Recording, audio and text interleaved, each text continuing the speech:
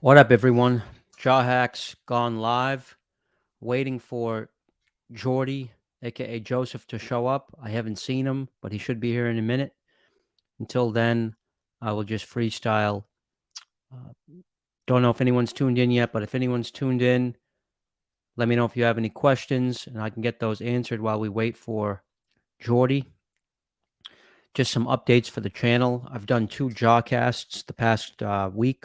One with Ryan Yusefian, the son of Joseph Yusefian.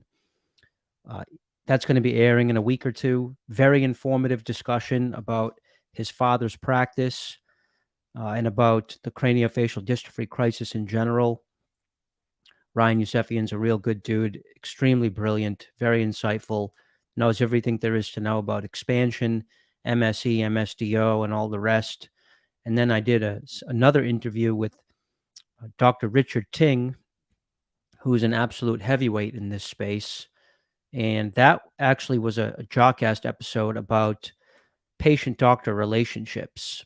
So there's been an ongoing controversy in this space with regards to MSE providers getting burnt out by patients who find them through the internet. We tend to be a tough bunch, because we come with a lot of anxieties and preconceived notions, and I have personally gotten a lot of feedback from doctors that I've referred patients to, telling me, hey, man, this person you sent me brought this baggage with them, mistreated my people in this way, didn't trust me, was constantly second guessing my treatment plan, that sort of thing. So Dr. Ting and I did an hour and a half talking about that very subject, and that will be airing soon as well. Let me check in with Jordi, see where he's at. I'm going to shoot him a text real quick.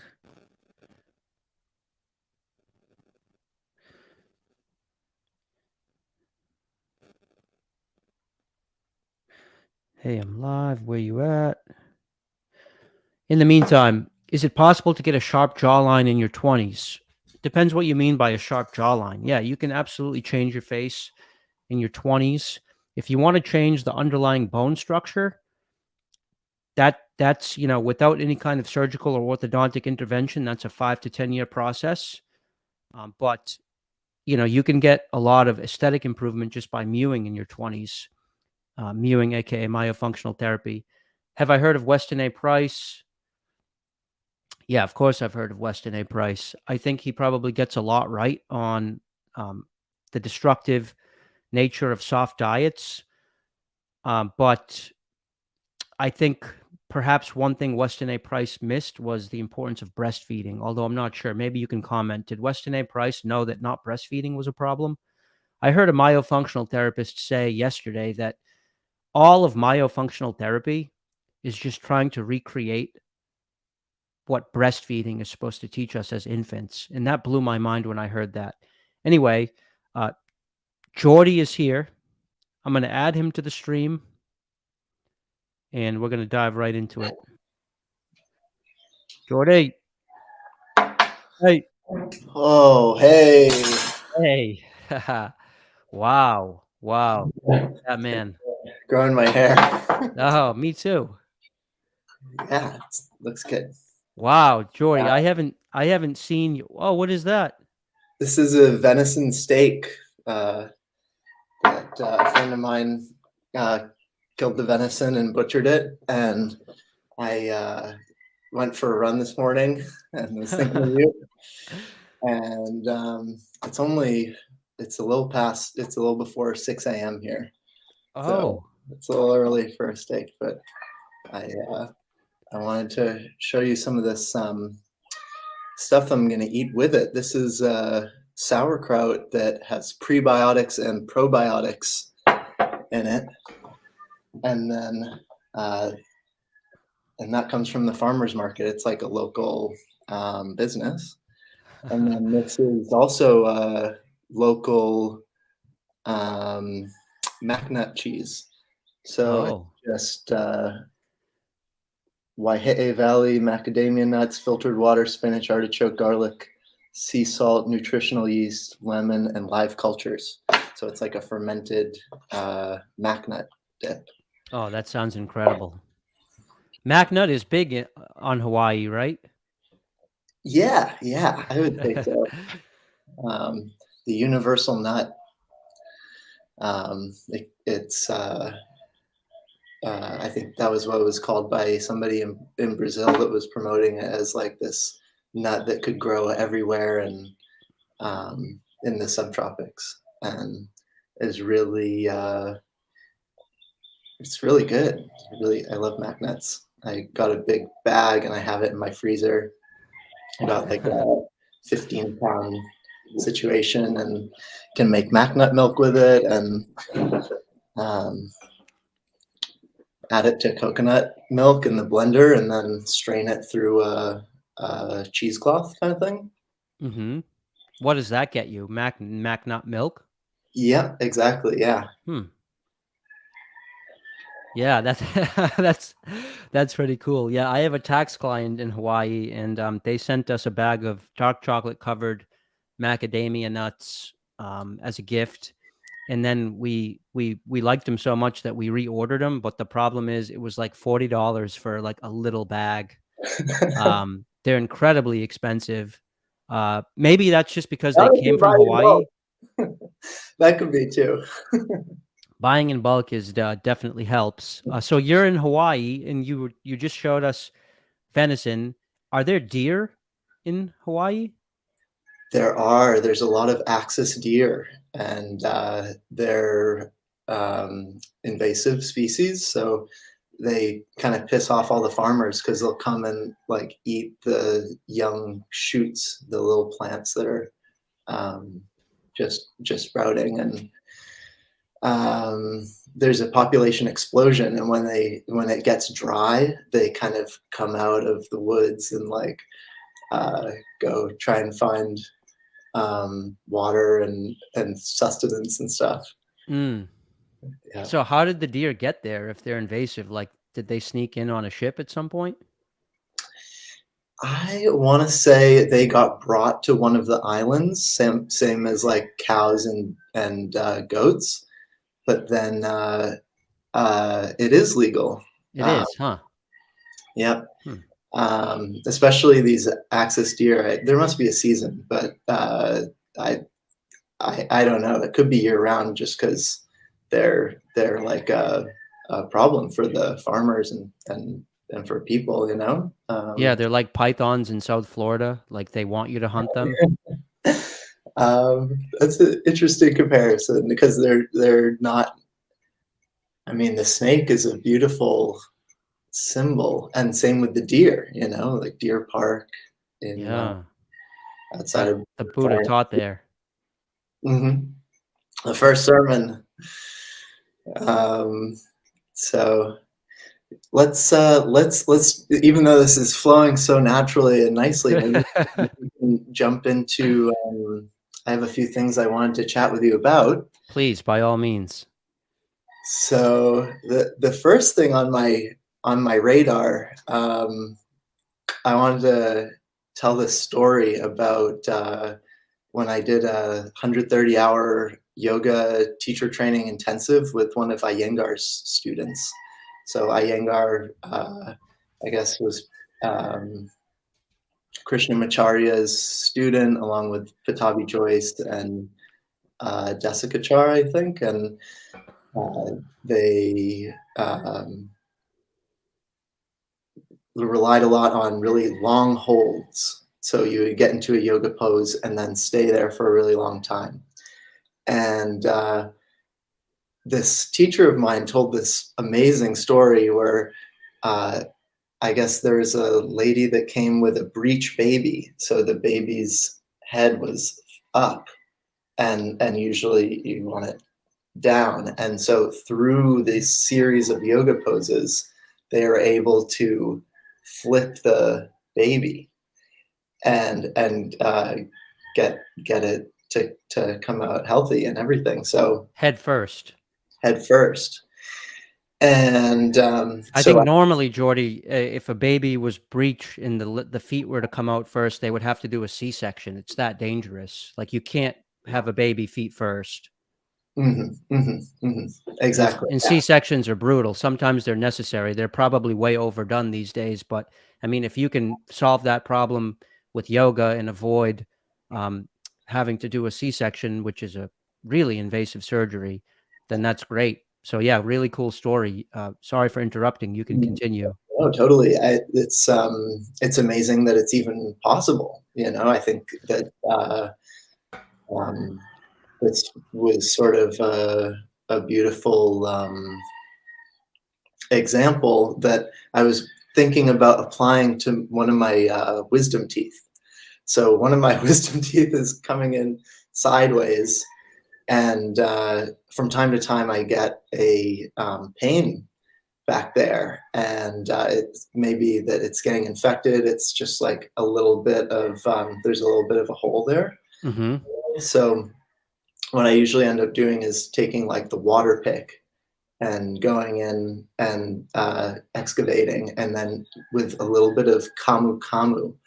A friend of mine turned me on to this topical application of the super absorbable vitamin C that goes in and makes everything go away. At least the, I don't know, handful of times, 5, 10 times or whatever that's happened.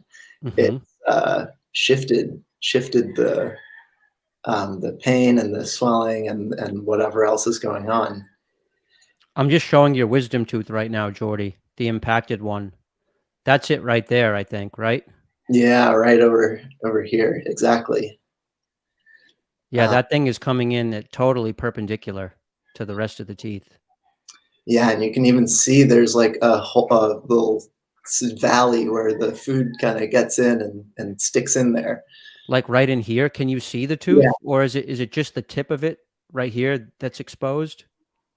it is. That's exactly what's exposed. Yeah, Hmm. Now, is this painful, or is it pretty like benign and like you don't really you wouldn't even know that tooth was there? exactly. I wouldn't even know it was there until every so often it gets a little sore. Mm-hmm. Mm-hmm. Um, but I mean, I wonder whether there's um, like some kind of appliance or some kind of practice or some kind of. I was even thinking of Rolfing. I don't know if you're familiar with Rolfing. I am. It's like a really rough kind of massage. Well, it's more than that. You would love this. It's designed to prepare the body for ascension. So you're getting into the myofascia and fascia, which is like the connect. Yeah, you know, obviously, connective tissue between like the. I mean, that's part of it is that there's the connective tissue between the bones and the muscles and the tendons, and everything is kind of encapsulated in fascia.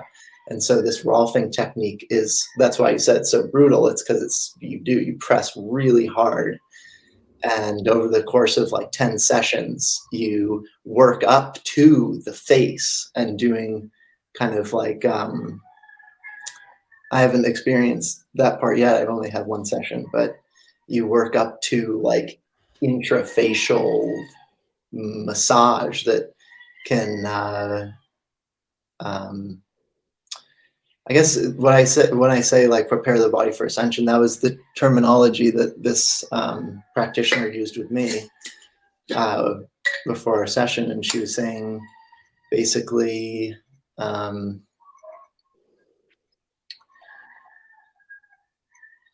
like consciousness is we have our consciousness in our cells and in our like each little cell in our body has this consciousness, and so by like um, preparing the body structurally, we allow gravity to act on us in such a way that instead of it kind of like starting to like deteriorate our body, it can move through us and like, I mean, I'm butchering it, but anybody interested should totally look this up. It's a really powerful form of transformation of body work and transformation. the only reference to rolfing that I can recall is reading that Trogyam Chumpa, when he was visiting the United States, like in the 70s or whatever, they rolfed him, and he was the only person who the practitioner had seen never didn't react to the rolfing. Like he just stood there quietly and took it and didn't like moan and groan in pain from the rolfing. Wow, that reminds me of the Trungpa story where they're walking down the street in India and he's carrying his sacred chalice, and the student says to him, Rinpoche, some of the students and I have been talking and we think you have a drinking problem. And he, without missing a beat, like scoops up this sewer water, like this gross India like sewer water, and downs it and says, when you can do that, you can tell me I have a drinking problem. Wow. Wow. That's an incredible story. Was he a drinker? Oh, he was an infamous drinker. Yeah. He was very much that sort of like crazy wisdom kind of character that, I mean, yeah, the whole thing of skillful means. And I mean, I say it as though I like knew him or something, but I just, have heard the stories and all that. Well, he probably hung out at that school that you're studying at, didn't he? It's an interesting thought. That's the Well, Naropa is what he founded in Colorado. the California Institute of Integral Studies. That's in San Francisco. That's where you're getting a master's degree right now.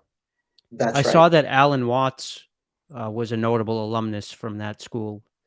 So I figured maybe that was a hotspot for the Buddhists in the 70s. He was one of the founders of the the Academy of Asian. It's before they changed their name to California Institute of Integral Studies. They were the AAAS, something Asian. Don't show this video to my advisor. Okay. You should know what the name of the school was before it was CIIS, but now it's. But yeah, Alan Watts was involved, and they were all into the teachings of Sri Aurobindo, who was one of the founders of Oroville, or I guess the mother and Sri Aurobindo together in Pondicherry created this like civilization of the future kind of thing, where they took totally desolate desert and put in all these swales so that when it rained in the monsoon season, the water would like go into the ground and like raise the amount of water in the water table. And then they were able to use wells to irrigate. And they created like this tremendous forest in South India, on the coast there. And it's an international community that, I mean, their ideas to move beyond the current paradigm. They're very, I guess, forward-thinking. Yeah. Institution. Yeah. You've always been about going against the existing paradigm. Do you see that there's a paradigm in dentistry and in orofacial health that needs to be gone against? Well, from my own personal experience, I would say yes. Tentatively, I obviously have tremendous respect for the professionals that have spent years and years and years studying. And at the same time, I had surgery when I was in high school that I was getting these adenoid, at least that's what they said. I went to the doctor and was like, hey, whenever I get sick, like somewhere in between my nose and my the back of my mouth and like back of my soft palate gets like inflamed and hurts, and like, what's going on? And I mean, these days, if I had back then come to myself today and said, hey, like, what's going on? I would say, oh, that's normal. Your body's immune response is kicking in and you're just gotta like meditate. But I went to the ENT. otolaryngologist. Yeah. Yeah, ear, nose, and throat doctor, and they it was amazing. This guy came into the visit room with these like bloodshot eyes, and I was kind of like, why are his eyes like that? And then he was like, oh, you need to like get an adenoidectomy, and it's probably caused by your deviated septum. Let's see. Oh yeah, you have a little bit of a deviated septum. Well, we'll fix that too. And so they did this surgery, and in the recovery for the surgery, I was really, really careful until, like after a few weeks or whatever, it was like I kind of had to keep to myself, and like finally I got to go out and be with my friends, and we were all hanging out, and somehow somebody was throwing a ball around, like a little rubber ball, just like a lightweight ball, but it like hit me straight in the face. Oh no! Right after surgery? And it like smushed my nose, so that now this side is really goes in, but this side does not. This is where, I don't know if you can see, I'll look directly into the camera. It's like this is where that part of my nose is, and then but over here it's like really deep. Was that worse than it should have been because you were so raw and tender from surgery that the injury was especially bad? I think that must have been what happened. I think if I hadn't gotten bopped, I think it probably would be a different story. But as it is right now, like when I sleep sometimes like this with my bicep like on my sinus that like pulls this skin back and opens up this part of my left airway to breathe better. In order to breathe. And oftentimes when I'm sleeping, I only have one nostril of airflow going.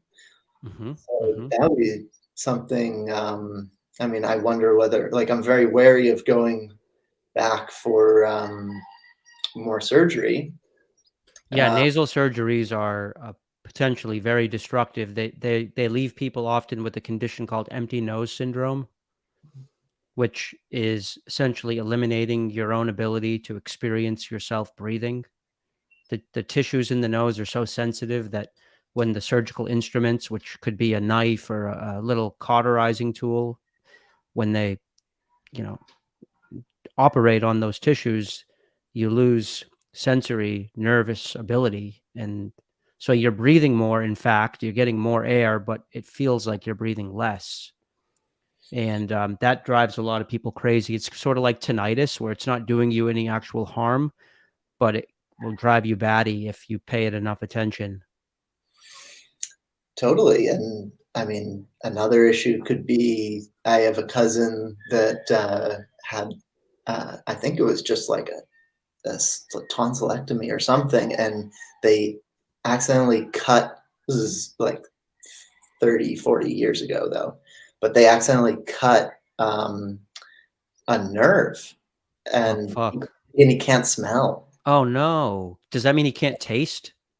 His taste is drastically diminished. Wow, man, that's really will throw you for a loop. After I got COVID in October 2021, I lost my taste for about 6 months. Wow. And then it was another 6 months of transitioning back to being able to taste, but everything tasted weird for 6 months. It was like I was slowly getting back to normal. But meat and coffee were the most rancid foods for me at that time. Everything tasted like a rancid oil or something.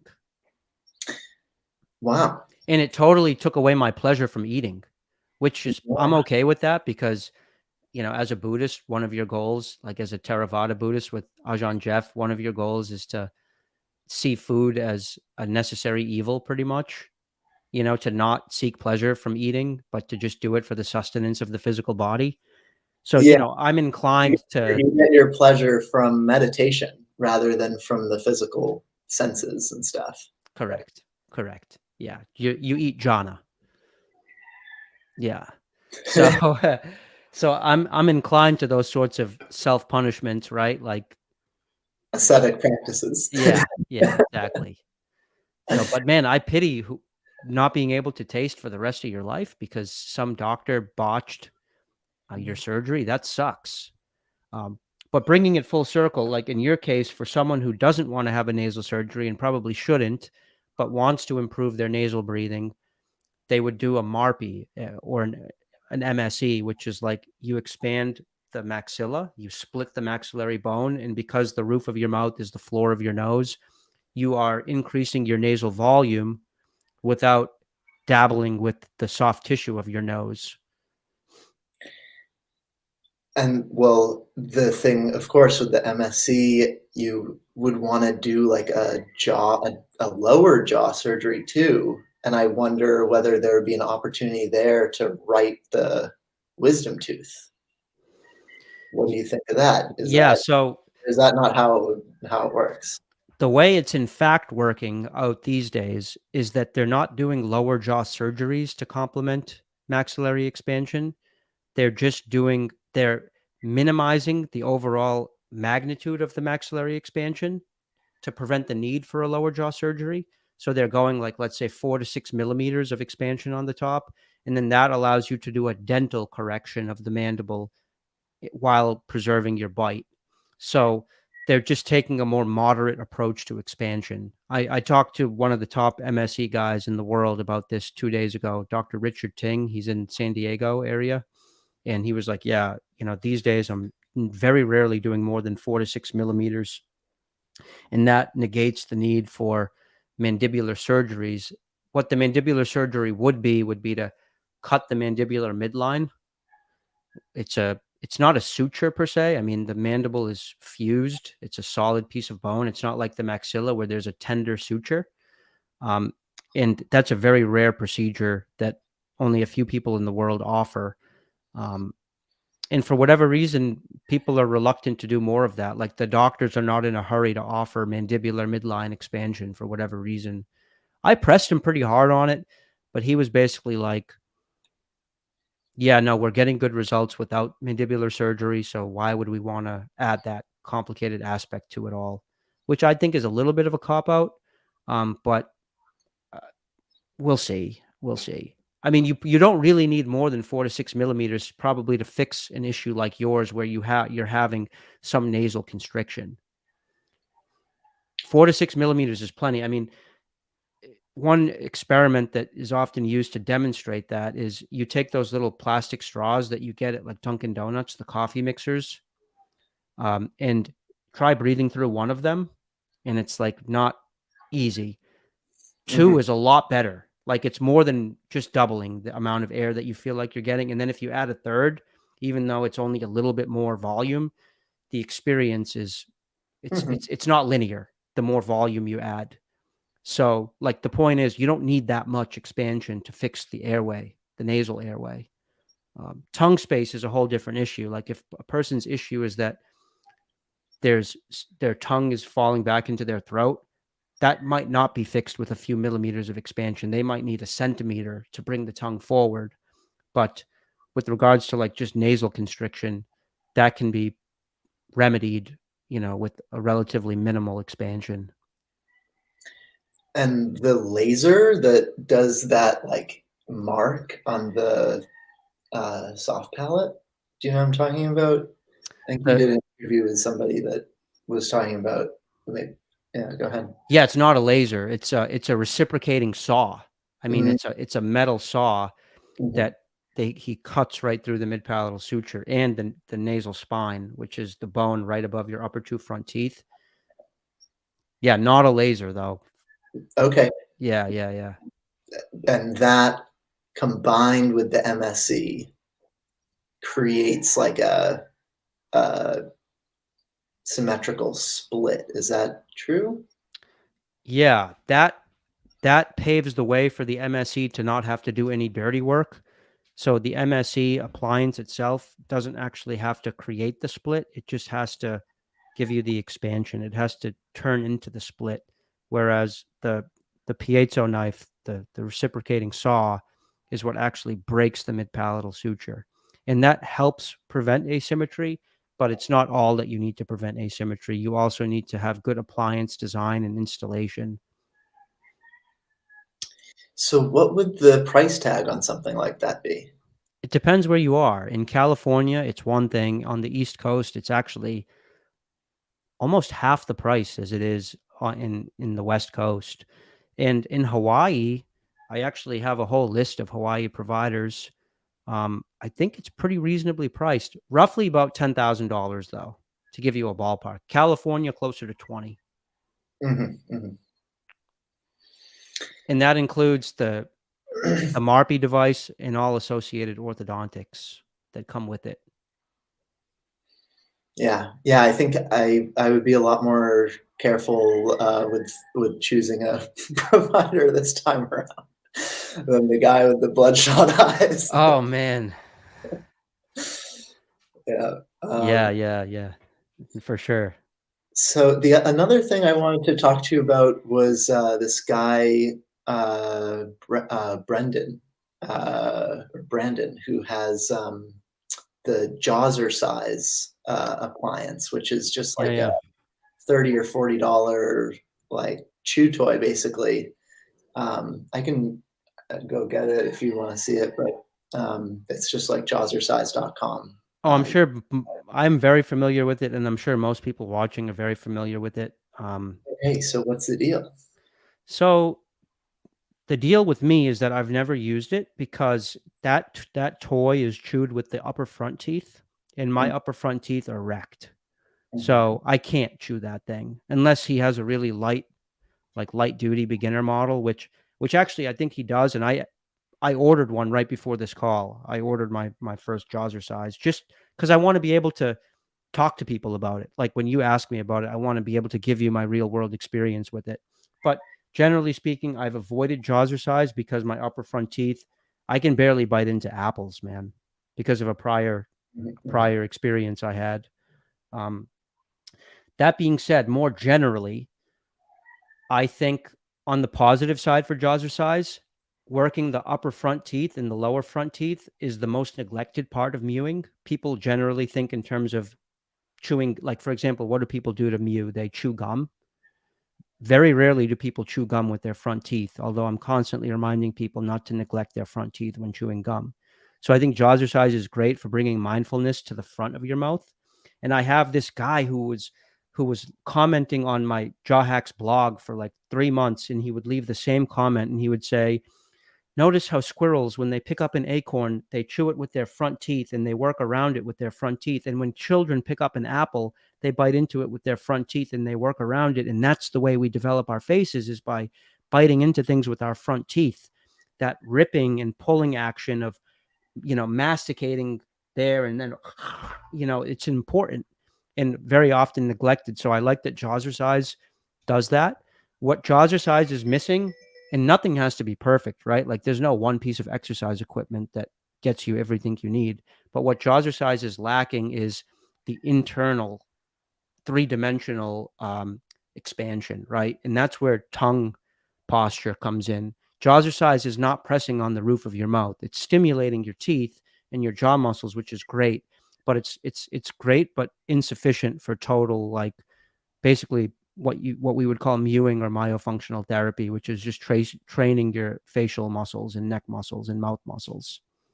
So you really need to be pushing up and out from the inside to grow the face naturally and to develop the airways and tongue strength and so on and so forth. So yeah, it's probably a great tool. And for people who are healthy enough to use it, I would encourage it.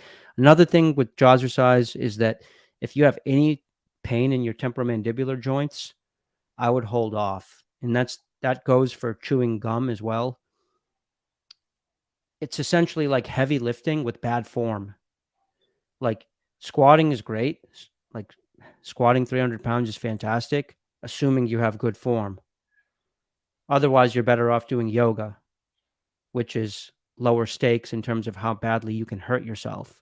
So JawSercise is pretty intense, and I wouldn't want to do it if I had unhealthy temporomandibular joints, which a lot of people with small jaws who would be drawn to a product like that, they usually do have temporomandibular joint problems, because TMJ problems are caused by airway problems. They go hand in hand. So that's a danger, I think, with it. Thank you so much. Another question would be about when you were pressing the top of your head against the wall. I saw a few videos where you were like at an angle, basically up against a wall. Do you know what I'm Yeah. talking about? Yeah. How's that? What's that? What's the update on that? So I like that exercise, but I've since gone into pike push-up headstands as like my go-to for accomplishing the same thing. And that's basically like, well, I can just demonstrate.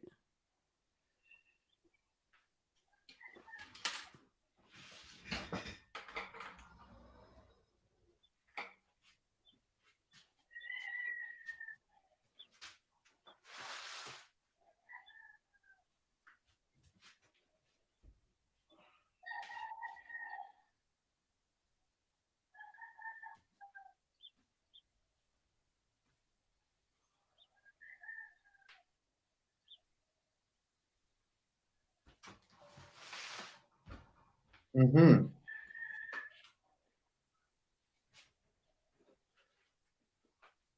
So you get the point. Same idea. I'm putting pressure on my head, but I don't do it up against the wall anymore. I incorporate it with sort of like a downward dog position almost, but in Western exercise, they would call them pike push-ups. Yeah, I love it. I love that it builds toward headstand, which I think headstand and is the ultimate pose. We talked about that at one point. Mm-hmm, mm-hmm, mm-hmm. I like that you cannot put pressure on your head like that without having really good orofacial habits. You have to have good tongue posture to be able to do that exercise safely. So it forces it out of you in a sense. Mm-hmm. Yeah, and I think it's also a good way to train the neck, which is a super neglected part of the body when it comes to training. And I don't advocate like, getting a Johnny Bravo neck or anything like that, but you got to give your neck some love, or else, first of all, it becomes disproportionately small with regards to your torso. And a lot of people who watch my channel are super into aesthetics, and that's great, but having a super ripped body in a nice face, but then like a nerd neck is not attractive. So you got to give the neck a little bit of love. And then also, a lot of my audience suffers from headaches, and I think that oftentimes those headaches come from weakness in the neck that results in bad neck posture and irritating the small nerves at the back of the neck, the occipital nerves. So I think just doing a little bit of that headstand type stuff, not a full headstand. You saw me. I mean, I was still supporting myself with my hands and legs, but just giving a little bit of love to the headstand and to the neck can just keep things wet back there and loose and full of blood. Mm-hmm. So it looks like we're almost out of time. Is there anything else you want to cover before we close? I think I'm pretty complete on all my questions. I think. Also, I wanted to. Oh, yeah. Go ahead. Yeah, no, we have at least 20 minutes, but we don't great. have to take up the whole time. But yeah, we've got time. You were saying? Well, I wanted to tell a little bit of a story of how come your this idea of like eating a steak every day really resonated with me. I remember. I mean, it's part of it is that it's wonderful. I think it's exactly like 8 years ago today that I was graduating from Bates, and so for you it would be exactly 11 years ago, because Memorial Day weekend is like that graduation weekend at the school we both went to. Oh yeah, yeah. But at Bates, I got the opportunity to study abroad in Tanzania. And I had just come off of a study abroad program in India that was actually, partially inspired by you and conversations we'd had back then about meditation. And I was really into meditation so much that I asked the academic advisor in Tanzania, are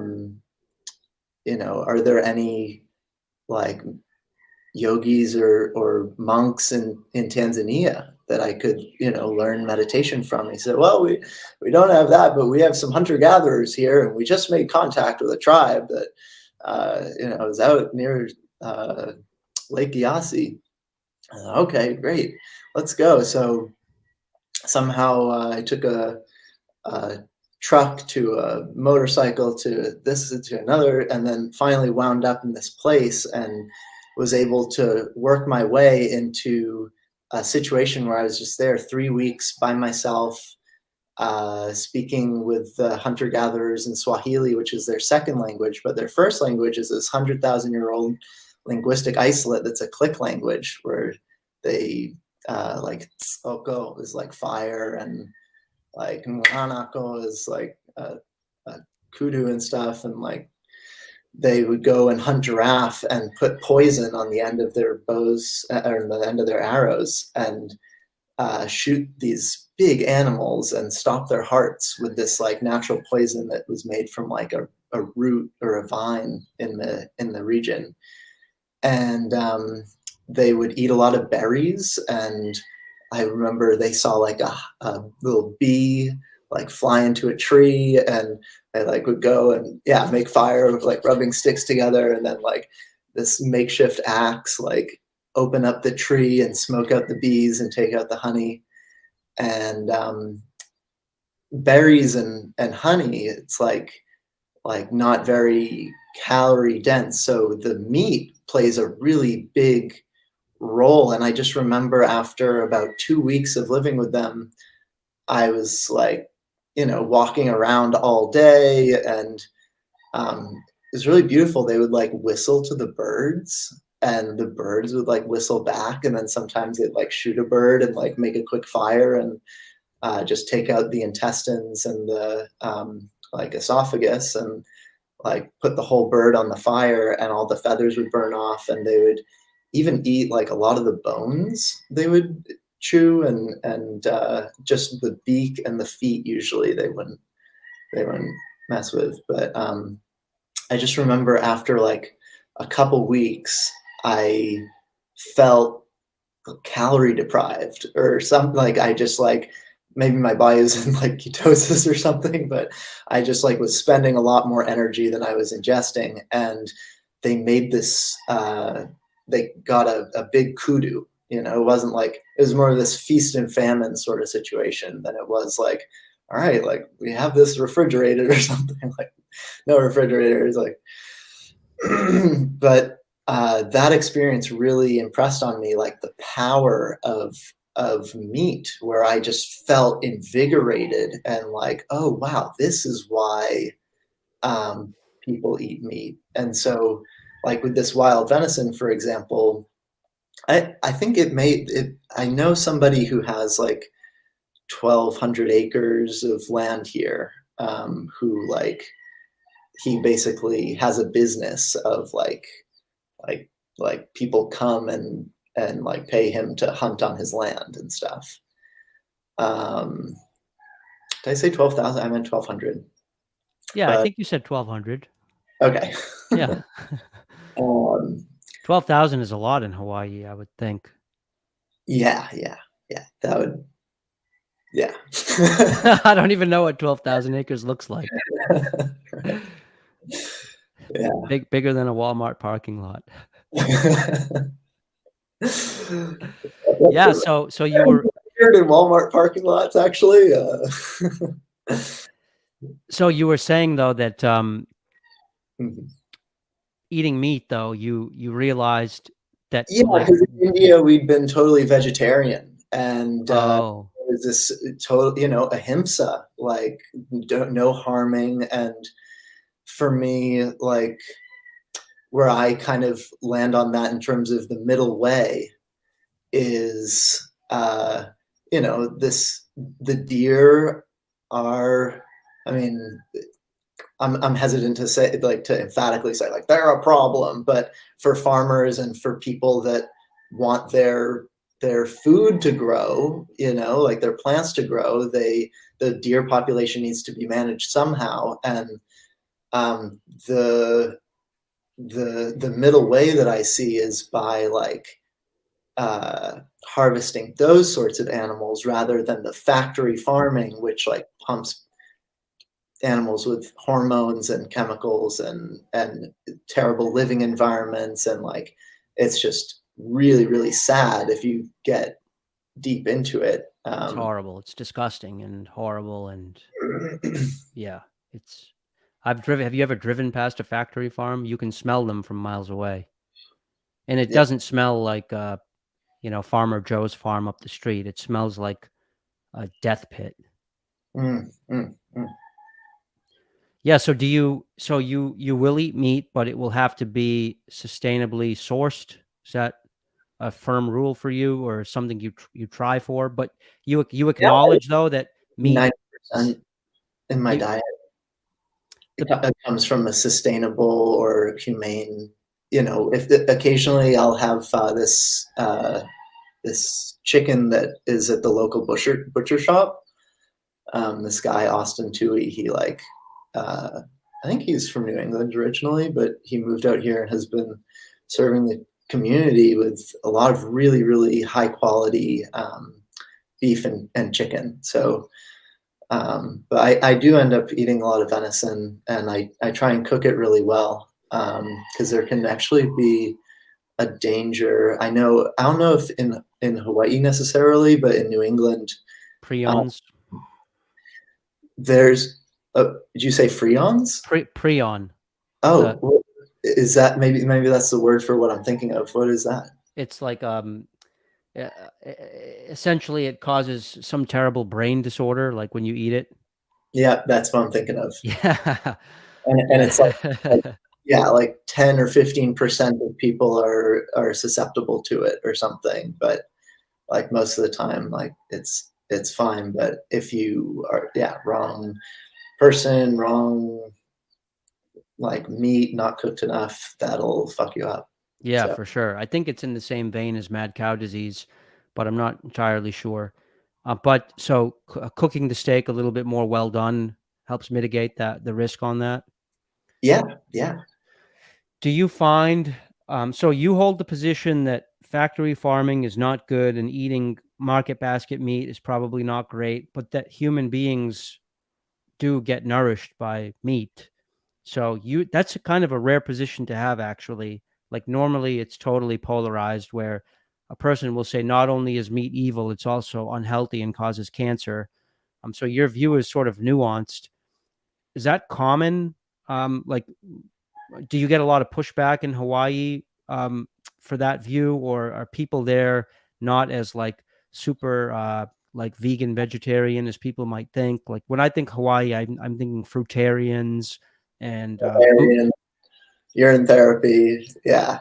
No, I think that I really do have a bit of a middle way view on it because yeah, I know somebody that, you know, go to get the cheap meats, you know, and look and see where in the supermarket at Foodland there's a cheap meat section, and you gotta, you know, wait till they mark it down. And then put it in the crock pot and like make a stew with like potatoes. And I mean you can get a lot of bang for your buck out of that route.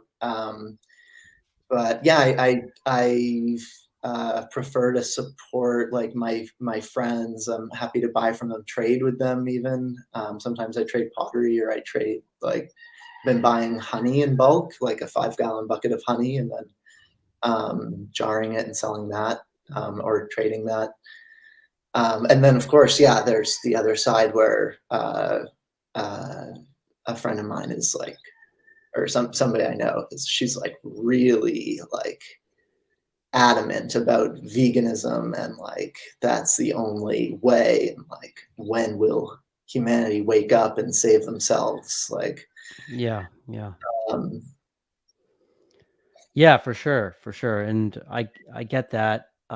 The logical problem, not to make this like a veganism versus meat eating debate or anything like that, but I just want your thoughts. Doesn't growing plants also result in killing lots of beings, like rodents and insects and stuff?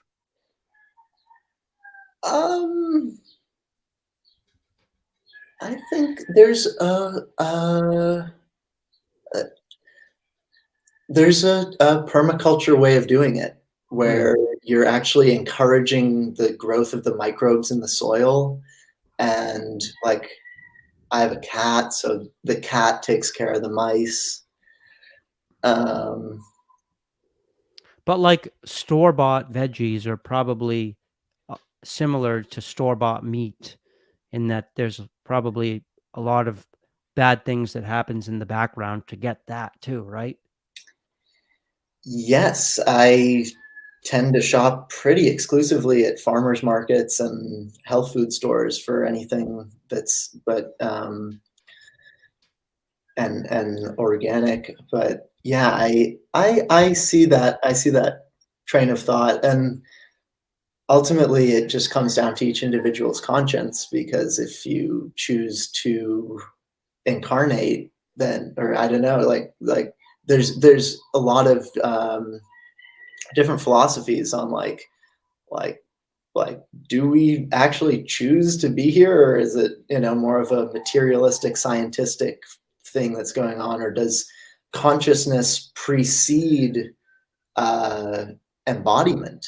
Does form give rise to consciousness? Does the brain and the body create the consciousness, or does the consciousness um, Latch on to the body as a vehicle. right, come into the body? Yeah, Does it right. does it precede, and does it have to be one or the other? Could it be both together, or some kind of quantum combination is maybe where I would go with that. But I guess yeah, there's like a way of speaking that's like, oh, like, yeah, we kind of like choose to incarnate. But yeah, I mean, what I'm trying to say is that a natural part of life is death. And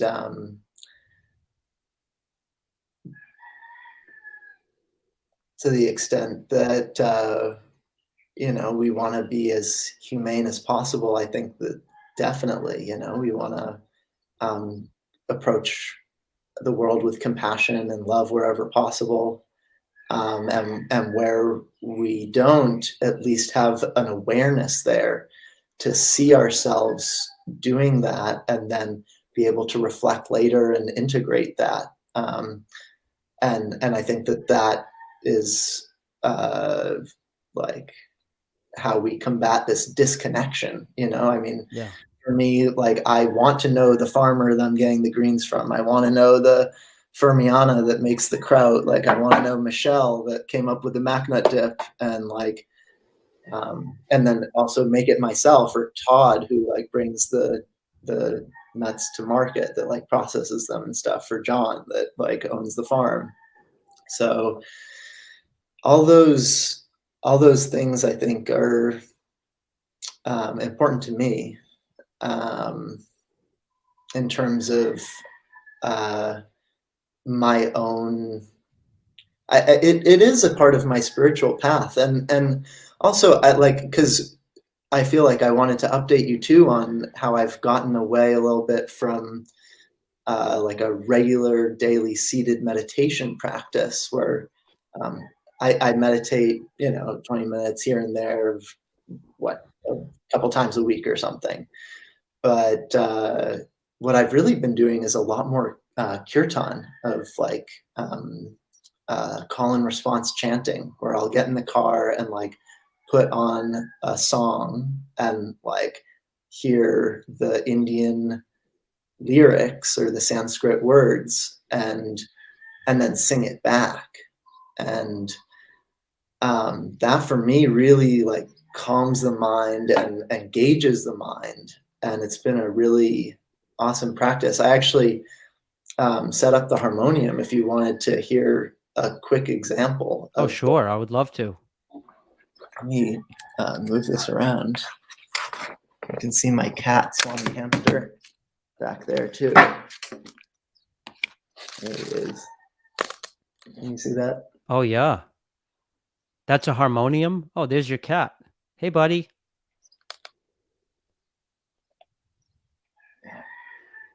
Joseph, do you do Buteyko breathing by any chance?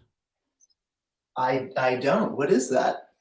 It's a way of training yourself to breathe less volume of air and slower. It's good for training nasal breathing and improving sleep disordered breathing. Someone asked in the comment section. Oh, nice. It kind of sounds like Wim Hof. Yeah, comparing and contrasting Wim Hof and Buteyko is a little bit complicated, but they sort of seem like extreme opposites. But yeah, they might have more in common than you would think. Anyway, I'm dying to hear what this harmonium sounds like.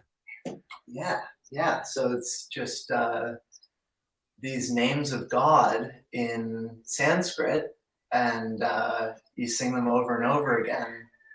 And for me, the practice is of like a love of love. So I'm kind of within myself giving rise to a sense of like the love that exists within everybody, and that like is symbolized by these like names of God, and then devoting myself to that love internally. So it's like these two wings of like a loving practice. So it's meant to like just put me into a good heart space and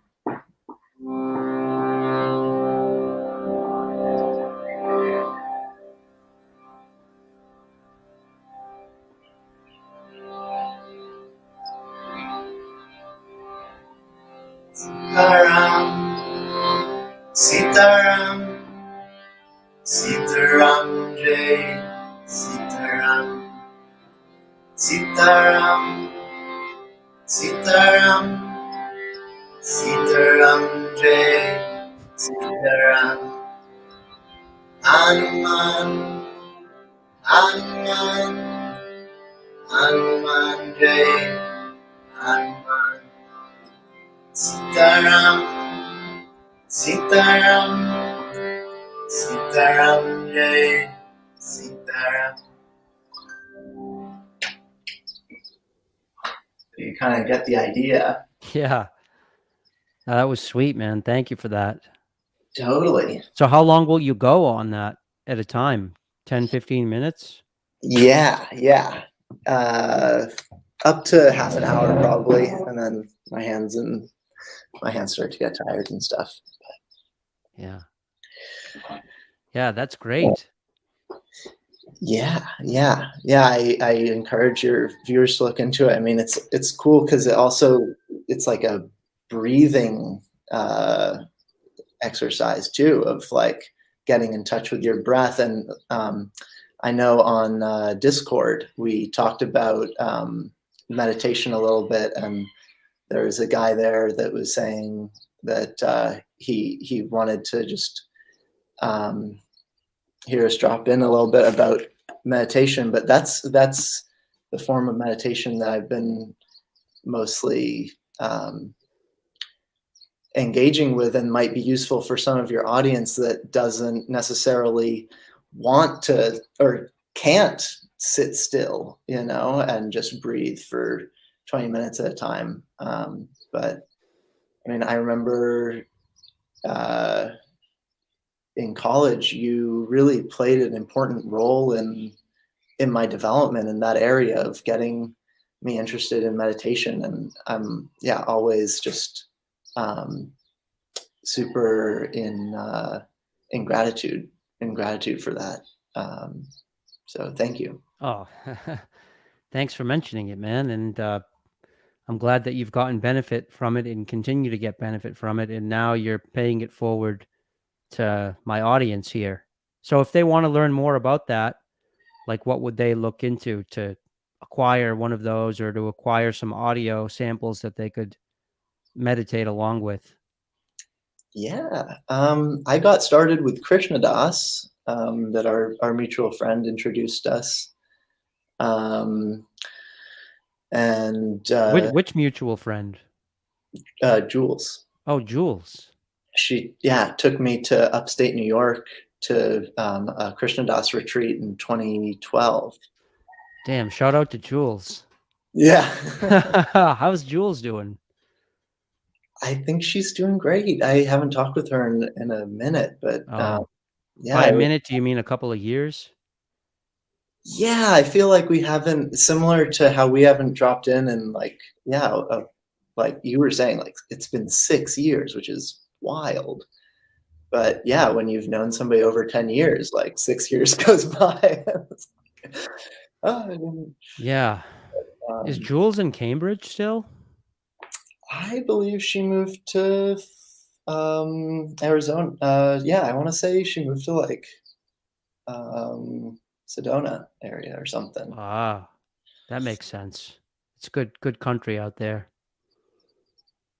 Yeah, really beautiful nature, and I guess I actually have a couple of friends that moved out there, and they seem to love it. It's kind of spiritual vortex in a similar way to like Hawaii. Usually, they say it's the heart chakra of the planet. But one more thing just about meditation that I mentioned in the Discord that I thought would be interesting for your audience was the idea of thinking the mind into stillness. And so like Ajahn Jeff, who you mentioned, like talks about the 5 jhana factors and vitaka and vichara being directed thought and evaluation. So in this and the other factors, piti and sukha and ekagata citta, so singleness of preoccupation and bliss and rapture. And so in this like kind of state of bliss that you can drop into through meditation, you're actually thinking yourself into that place. And I think that that's kind of a misconception around meditation oftentimes, is that, the mindfulness movement is just like, oh, like just sit and be aware of like everything. And like, that's good. And there's so much more potential. Like you can actually give rise to thoughts that are about the breath and ask yourself questions like, how can I breathe so I feel more comfortable right now? Where in my body am I feeling my breath? How do I know that I'm breathing? And then listen for intuitive nonverbal answers. So the idea would be to use your verbal cognizing capacity that a lot of people who have trouble with meditation, it's like that's the thing that's like hard to get past in order to dip into deeper states of meditation. And actually, I called Ajahn Jeff and was like, hey, like, 4th jhana, like, how do you get to nirvana? And he was saying, actually, the 1st jhana of vitaka and vichara, that thinkingness, piggybacks on the 4th jhana, which is just equanimity and singleness of preoccupation, in the deeper state where you let go of the bliss and the rapture and you're not thinking at all. But he says you want to think about the 4 noble truths and ask yourself, where is the suffering? Where is the cause of the suffering? How do I abandon that with dispassion? And there is nirvana, the cessation. So I just wanted to share that with your audience, because I feel like it's so important, and there's a bit of a misconception sometimes with like what is meditation. A lot of the time it just gets lumped into like, oh, just like vipassana, like, Yeah. I think if let's say my audience, let's say young men, knew that they could take that active building mind that they apply to, say, a video game or to their studies or to whatever they actively do with their thinking brain. You can actually apply that. You have to apply that to the meditation in order to construct the meditative states that are beneficial and that lead to not only bliss through the jhanas, but then insight through the jhanas as well. That's probably the number one thing that I learned from Ajahn Jeff when I pivoted away from, let's call it, the Vipassana type of meditation, and then ended up living with him at his monastery and learning that type of more active meditation. Definitely. I really resonated with, he also goes by Tanisaro Bhikkhu, and it's Wat Metta in California. And what's the link again? It's like accesstoinsight.org and Dhammatalks.org. Dhamma, DHAMMA talks.org. Yeah. That his method of fusing he basically says that samatha practice and vipassana practice are two qualities that you bring to your meditation, but and that's in the original sayings of the Buddha. But then there are these commentaries and the Maha compilation, a great compilation of commentaries that creates a new paradigm that splits samatha and vipassana into two separate meditation techniques. And so he says, the question is never asked in the original scriptures, well, how much samatha tranquility do I need before I can do vipassana insight? He says that question is not asked because they're two qualities that you bring to your mental development. And it's an interesting topic, because also, like, in the realm of, not wanting to spiritually bypass, it's like we want to do practices that are self-improvement and actually integrate things and grow in ways. But it's, I think, I don't know. Do you have any thoughts on that, of like the difference between spiritual bypassing and self-development? What do you mean by spiritual bypassing? How would you define that? Like, I almost feel like it's this escape from reality. Yeah, like an over optimism, like over positivity, just like kind of like denying your emotions and like not feeling things. It's like, oh, I'm coming from like anger or fear, so like I'm not gonna like do that, and like kind of you like suppress it, and like it all builds up inside, and then you get like this person that's like, like I'm so like happy and optimistic and like everything's great and I'm so grateful, but then like they also kind of have bypassed all of their emotions and haven't fully like come to terms with and integrated the full expression of who they are, and don't honor the sides of them that are angry just as much as the sides of them that are positive and blissful. But what I'm saying is that there's a difference between denying and suppressing your emotions and engaging in self-development practices that are designed to change your physiology to wake you up, and that naturally will bring you into a place where you are feeling more loving and more compassionate more of the time, because you're training your mind in that direction. Same with like if you're like you lift weights and stuff. So I think that wisdom comes, a lot of wisdom comes from just doing stuff that sucks. And like we did a lot of that at the monastery, a lot of farm work, a lot of, we ate once a day, we slept in tents in the cold or in the heat. Sometimes we meditated outside with the mosquitoes. And in those situations, it's impossible to bypass. You have to confront the suck head on.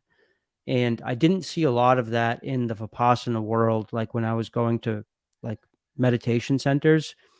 It was a lot of like creating a physical environment that was very comfortable. And then it's easy in those situations to just say, oh, I'm angry, I'm going to let the anger go. But go ahead and let the anger go when it's 100 degrees out and you want a snack, but then the Ajahn says, oh, it's, time for you to go weed avocados, right? Go pick all the sprouts from an acre of avocados, and that's what you're doing for the next 2 hours. That's how you confront anger. Right. Yeah. Like, yeah, construction work, chopping wood, like all that kind of stuff. For sure.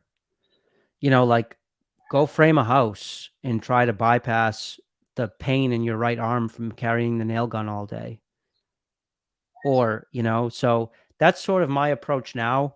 Is it's almost like a David Goggins approach to spirituality, is just doing shit that sucks, because that's the only real way to know that you're confronting emotions and then working through them.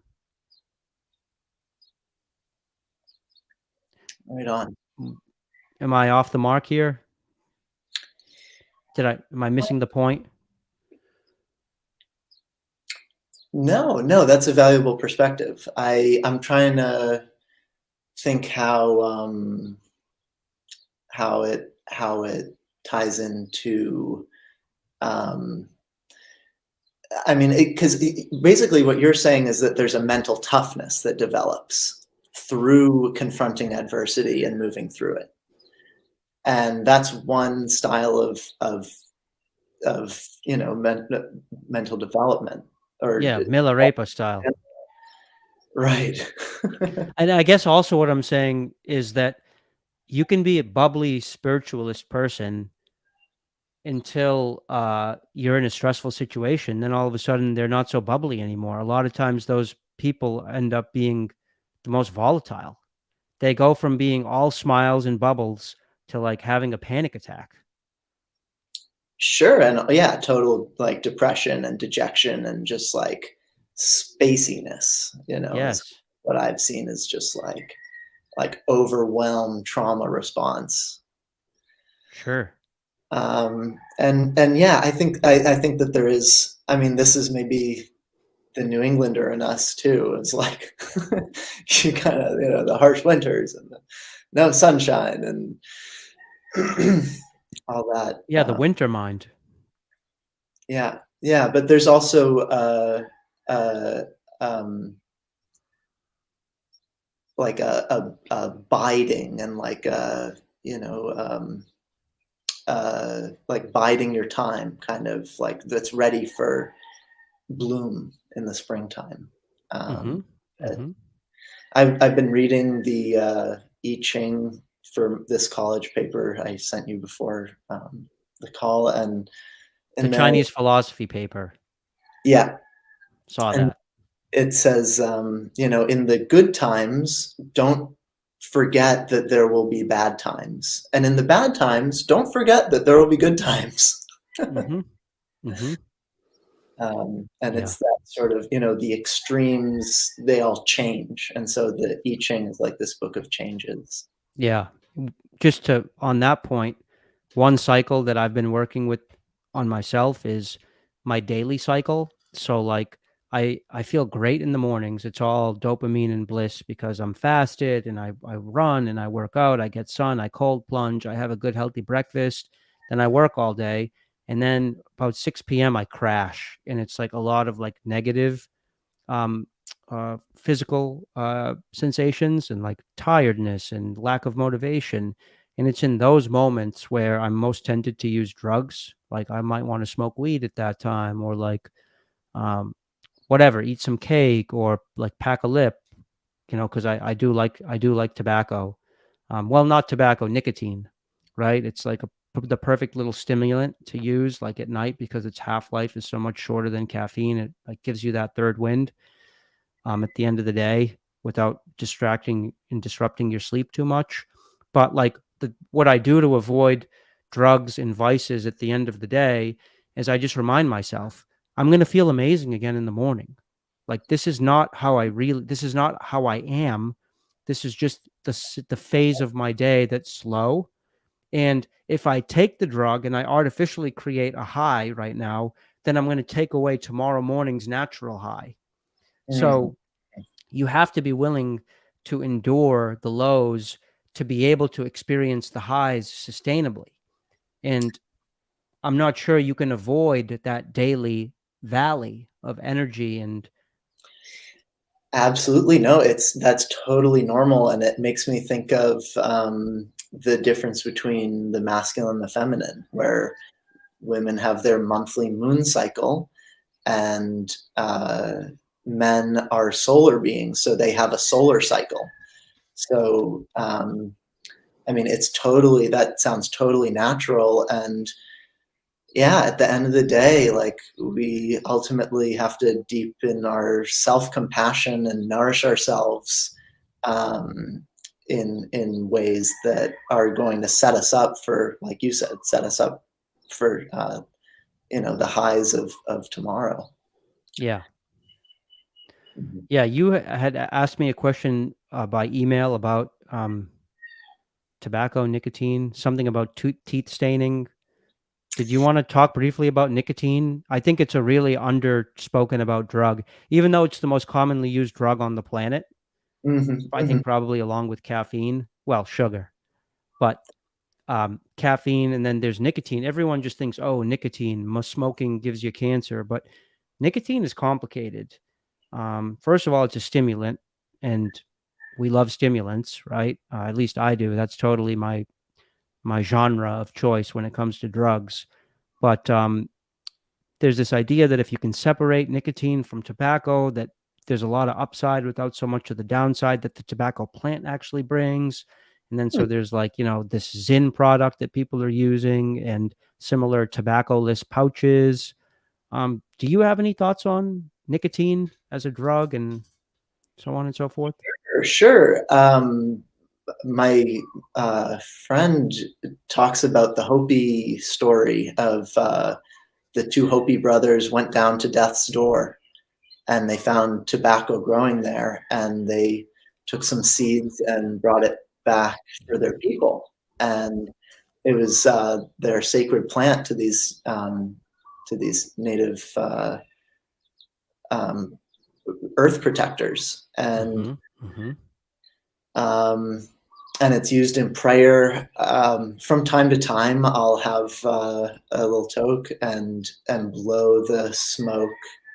Um, I usually combine herb and tobacco, and Little cannabis. yeah, and I think of sending out goodwill to all sentient beings through the smoke. So I'll say either out loud or in my mind, may all beings be peaceful and happy. May all beings be free from suffering. May all beings be free from enmity and danger, and may all beings be liberated. So I think that there is a spiritual component to the smoke that's unrelated to the nicotine question, which I mean, I don't think it's unrelated because the dopamine reward system is very much activated by nicotine. And like, what better use of artificial dopamine than to like literally, like, you're pressing the happy button in your body and in your brain, and then you're diffusing that happiness in the most positive way possible mhm, mhm. through goodwill meditation. Totally. I have two more little things to say. One thing is the endocannabinoid receptors in the brain. So herb actually burns at a lower temperature than tobacco, and so that's why like when you're in the jungle, you kind of want to combine some tobacco to keep your joint going, otherwise it just keeps going out, because just straight up cannabis, like you were saying, it's like the flower sort of will, unless it's like super dried or something. But the thing with that is that then the nicotine actually gets into your cannabinoid receptors in your body. So I've heard. I honestly, I'm taking a break from it all right now, and I'm moving in the direction of quitting because and just not going there. It's not really a problem for me because I do it infrequently, but like you said, I kind of have noticed a little bit of staining on a few of my teeth. I was wondering, is that from coffee? Is that from like tobacco? And then questions of bad breath and like just the way that the smoke affects the mouth is something that I want to just be careful of. And so this brings it back to like be careful with all these things. It's like, are you using it or is it using you? And what the Hopi would say is, are you smoking it or is it smoking you? So, Yeah, that's a great way to end, Jordi. And I think that's the question with any addictive substance, right? Is it's a very slippery slope once you hijack your dopamine reward system and start to need the drug to feel normal.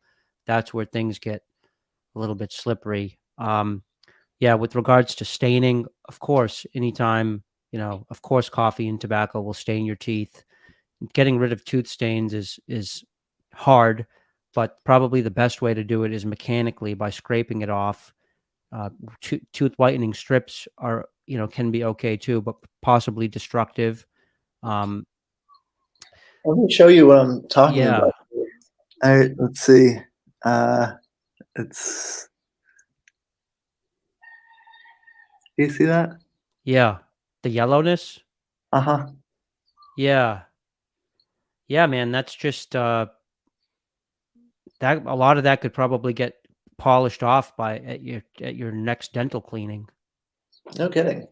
Yeah, you can also get, I'll send you the link to some products you can get on Amazon where you can give yourself a polish and scrape off some of the stain so that you don't have to spend $100 just for them to do that. If you don't have any cavities, you can do it for way cheaper. Jordi, I got to jump. I have another call that started 2 minutes ago. What a pleasure. Thank you. Thank you. It was my pleasure. Thank you for coming on, and we'll be in touch soon. Okay, it's good to see you. Yeah, really great seeing you. Thanks for blessing my audience with your nuggets of wisdom, as someone said. Oh, cool. My Yeah. pleasure. All right, Jordi. All right. Bless you, man. Okay, aloha. Bye-bye.